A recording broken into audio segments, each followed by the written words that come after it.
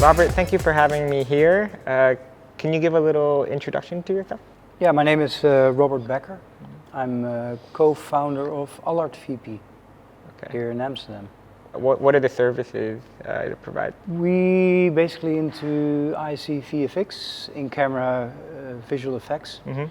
Virtual production is much broader than what we do here. We don't do green screen. We're using projector-based backgrounds, 3D and 2D. And we provide that for commercials, photo shoots, and yeah.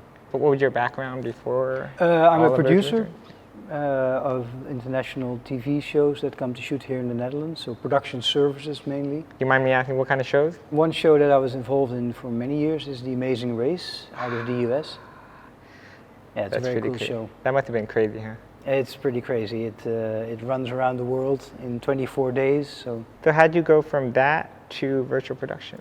You know, virtual production is it's kind of like when you were a child, you had this shoebox with a little hole, and inside you had these different layers.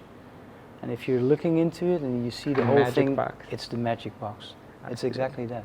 So the stage here, or how you guys been proposing the services, on average, I guess, how big of a virtual background or backdrop are you talking about? Well, in square meters. The smallest could be 6 by 4 meters. And then by stacking projectors, we can go 8 by 5, or we can go 10 by 6.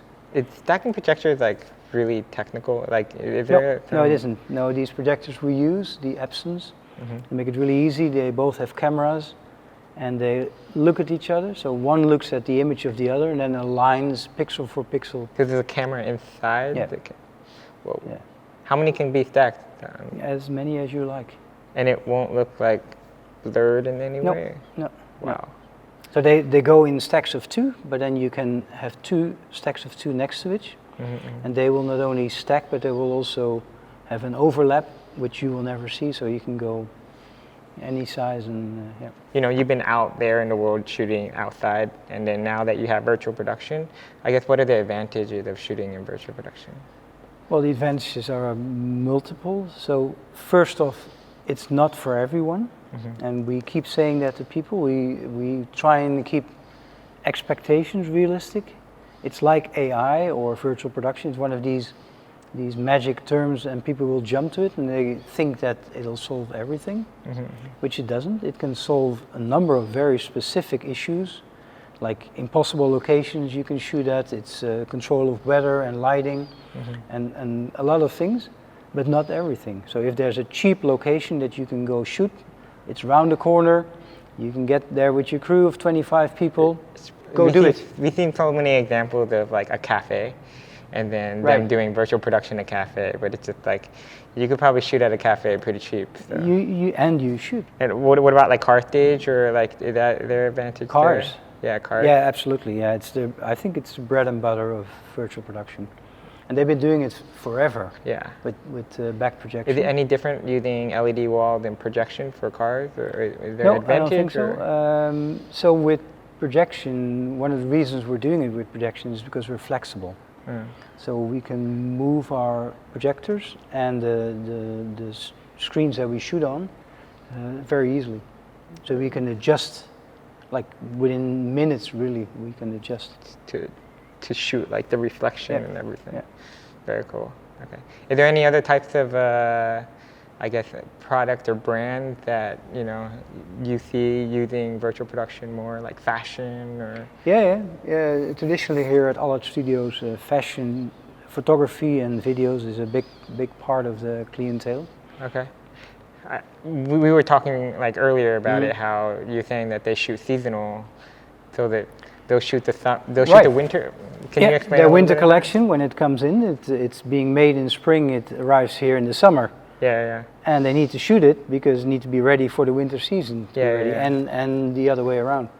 So traditionally they would go fly here to South Africa because it's summer there when it's winter here, or they would go to Argentina and dye it. So this is easy. We bring it to the studio. They're saving that cost, and they're being able to shoot right here. Yeah. Do you have to fake snow and all that stuff too? We do, yeah. both fake snow on the stage, but also blowing snow, and And then I guess the opposite, right? You pretend it's super hot when it's like freezing here. put sun there. Yeah, the desert there. Yeah. Let's speak up a little bit about how to convince your client to use virtual production. You guys have a workshop, right? Can you talk a little bit about why the workshop was created? Well, I mean, we realized early on that one of the most difficult things is to convince people of a new technology that they're not familiar with, and there's a bit of a threshold for people to get into this. So we figured that the one way to do it is to show people, to get them involved. That's why we have this stage. Every Friday we invite lots of people here, from DOPs to gaffers to producers. And we'll be doing workshops as well, so they get their hands dirty, they roll up their sleeves and actually dig into lighting this, shooting it, because there's a challenge for everyone involved in filmmaking. Yeah. I mean, you just showed us an example of that where you can show the lighting, you can show how you can flip the lighting very easily for your projection, and in that way they have a better idea of how they can execute it, right? Correct, yeah. And I think the key, because we're running a bit of a stage show here, so in 10 minutes we can flip all those backgrounds and flip the lights. But the preparation that goes into that takes a couple of days. So it's not like you can do this instantly. Yeah. So preparation and pre-production is key to virtual production. I don't know if we talked about it before, but you're saying this stage in particular is your experimental stage? It's our playground. Or playground, and then so you test out stuff, test out different kinds of pipelines, and then in your workshops, I guess you show your latest. That's it. Yeah, I like integration of DMX that we talked about.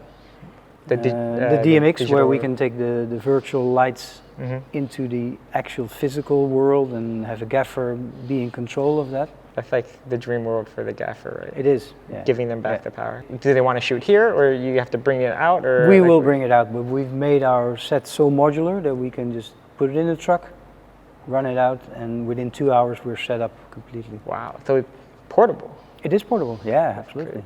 Well, it's got wheels. We don't literally carry it. You could wheel it out. Absolutely. Yeah. Let's talk about, I guess, when you first purchased Mars and what your experience is so far. We looked at your product, VIVE Mars, about a year and a half ago, I would think. Okay. And immediately it rang true to us, because it's exactly where we want to be, saying that it should be very reliable, it should not be a consumer product. At the other hand, we were trying to steer away from Hollywood prices and Hollywood technologies, because it'll drive the price of our studios and our service so high up that nobody will be able to afford it. And therefore we don't do it, and we can't.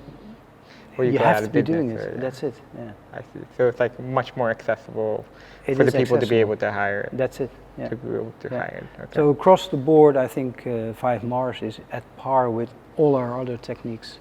So looking ahead, what excites you about virtual production? Like is it AI or anything else? AI. Everybody's jumping on AI right now, and rather than being the next best thing, I don't think it's going to replace virtual production. It's going to enhance it. It's going to give filmmakers and creatives the opportunity to create backgrounds almost on the fly, being projected here and being used in virtual production. So it'll expand their creative vision and make that easier. But I think virtual production is here to stay. Maybe not forever, with all the speed that AI is taking up and replacing brain and some illusion happening. I don't think anybody knows where this is going to take us. You mentioned before about a horse. A horse. You were shooting with a horse. Yeah, a company that runs casinos here in the Netherlands approached us, and they wanted to do a shoot with a horse. They didn't allow the horse in the casino. Why not? Because it's a good question, really. I Maybe think all the that flashing lights and all the like. it's just not a natural They're match. just scared of cards. They're probably. Yeah, me. Yeah. I don't know, something like that. Okay. And he's got a gambling problem. You know that horse. Yeah. I want to watch No. them play blackjack. That would be pretty cool, though. Okay. But they don't have a posable thumb, so they can't really flip over the card. Anyway, okay. Yeah, so they didn't allow you to do it inside the casino. Right. And the other thing is that the casinos, they're open 7 days a week. They don't shut down until 3 a.m. at night. 'Cause it's like So money, you can right? get in there Time with is your money. crew at 3 a.m. You need to pay people night rates and stuff. I see. So we took it in the studio. We 3D modeled part of the casino, put it in the background, put a bar in the front, and that's it. That's where we shot that. But it went smoothly. I mean, it was very easy to shoot around them. That's it. People get in there at 8. The horse goes in through makeup and hair, and is on. They don't set need to at do 10. anything with the hair because their hair, they're always beautiful. It's anyway. very beautiful. It's a Yeah, good no horse. problem. Good horsey. What are you excited about filmmaking in Netherlands? Or any kind of trends? Or? I mean, the exciting part about virtual production is that it will influence anybody on set. I mean, the easy thing is directors because they can see what they're doing. Yeah. It's actors, they can see what they're Much doing more for the first immersive. time. Much so creatives, agencies, clients, if they are. And but it also affects, for example, sound people. Because they're on a stage and we have projectors that might make noise, so they need to be prepared for that, and we need to be prepared for that as well. But it involves production designers. Basically, everyone in their traditional roles will shift and need to be educated in a way. That's it. And that's the importance of your And workshop. that's what I like about the whole thing. Okay. Yeah. And I think you briefly mentioned about a network of studios or something about that with around Amsterdam. Well, in Amsterdam, Allard Studios, they have a whole bunch of studios, smaller ones and larger ones. And we're in our demo studio are kind of one of them. servicing to those studios as well. Yeah. At the same time, we like to keep contacts with international VP initiatives. For example, VP Nordic in Sweden, they're great. Yeah, they're awesome. They're kind of doing what we're doing, but on a different mode and different. But we keep in regular contact and exchange ideas and Most of the projector virtual production that I know are in either Sweden, Nordic areas. Why do you think that is? I mean, for us, it's a natural one. Basically, because taking pictures of LED walls is extremely difficult. You push 20 times and one picture is okay, the other 19 are not. Okay. Now with new evolving LED screens, it gets better. Yeah. But traditionally it was terrible, you couldn't do it. Whereas with our projectors, because they have a global shutter, so they're LCD. Yeah. So they give the whole picture in one go, you can actually take pictures of it. So you think it was because they evolved from photography? Like For our photography part, projecting, yes, absolutely. And then kind of just But we still like it. add even video to it. And absolutely, and we still like it. Oh, that's awesome. Yeah, I don't see that we will never get into LED, but it might coexist. Yeah. And I mean, we were briefly talking about it before, how like productions now are all hybrid anyway, where like they shoot video and also they shoot photography. Yeah, true. And sometimes the photography is featured, and then the video is tagging along, but they're shooting it for socials, let's say. Other times it's commercial, but they're also shooting stills at the same time. So more and more people are working with continuous light. Yeah. Thank you, Robbert, for having me. Welcome. Do you have any last words? Well, we're looking forward to see what your company is coming out with in the next couple of years. When Mars CamTrack came out, it was very much for, we saw a pain point, and then which was camera tracking, and we kind of approached it to find an accessible solution for that. While we were in there, we engaged with a lot of studios, engaged with a lot of just individual users, and they found out the whole pipeline is hard.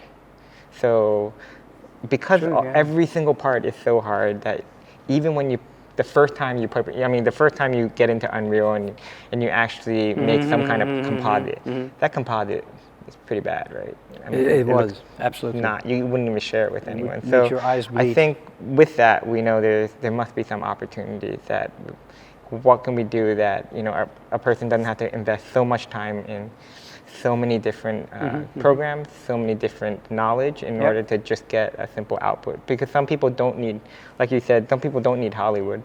They don't want all that like robust stuff. They just want a simple image. So I think we're probably heading towards that direction. Yeah. Cool. Looking forward.